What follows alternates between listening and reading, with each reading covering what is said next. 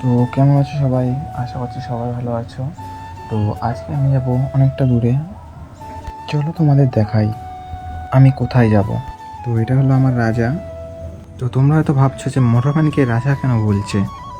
তো এটার কারণ একটাই, যেখানেই যাই এটা আমাকে ভালোভাবে নিয়ে আসে। বাড়ি থেকে প্রায় 56 কিলোমিটার দূরে যাচ্ছি এখন মোটর ভ্যান নিয়ে আখ আনতে। আমাদের যেহেতু আখের ব্যবসা, তাই অনেক দূরেই যেতে হয়। আর লোকালে এখন আখ পাওয়া যায় না অতটা, যেটুকুনো পাওয়া যায় নিজেদের ব্যবসার জন্য রেখে দিয়েছে তারা। তো যাই হোক, তোমরা ভিডিওটা দেখো, দেখা হচ্ছে একটু পরে।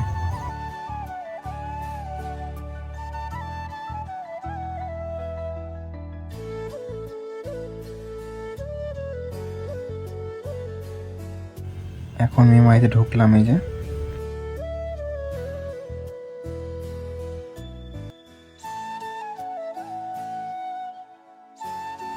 5 মিনিট দাঁড়িয়ে নিলাম, কারণ মোটর ভ্যানে তো জল দিতে হয়। যাদের মোটর ভ্যান আছে তারা নিশ্চয়ই জানো এই ব্যাপারটা, মোটর ভ্যানে জল দিতে হয়। আর রাস্তার পাশে দেখো কত জমি, দূর দূর পর্যন্ত জমি শুধু। প্রায় চলে এসেছি, আর একটু পরেই আখের বাজার পড়বে।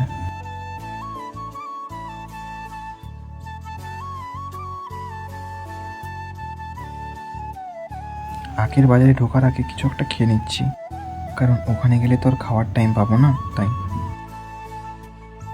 দেখতে দেখতে আখের বাজারে ঢুকে গেছি। দেখো কত আখ এখানে। একটা যেখানে ঢিপি আছে না, এগুলোতে প্রায় 300 থেকে 350 আখ আছে। কোন 500, 600, এমনকি 1000 আখও থাকে। এখানে প্রচুর আখ আসে। জায়গাটা সমুদ্রপাড় নদিয়া, আর একটুখানি গেলেই নবদ্বীপ।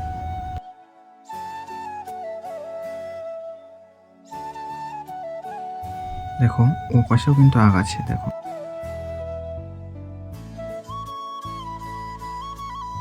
তো আখ লোড করে দেখা হচ্ছে। তো আখ লোড করা হয়ে গেছে। দেখো এই যে এখানে কিন্তু 350 আখ আছে, মানে হলো 14 বান্ডিল। একটা বান্ডিলে 25টা করে আখ থাকে, সেই হিসেবে 14 বান্ডিলে 350 আখ। আমি এখন প্রায় মেমারিতে ঢুকে গেছি। প্রচণ্ড রোদের জন্য একটু দাঁড়িয়েছি 5 মিনিট। আমি বাড়ি চলে এসেছি। আজকের জন্য এইটুকুনি। দেখা হচ্ছে পরের ভিডিওতে। Bye bye.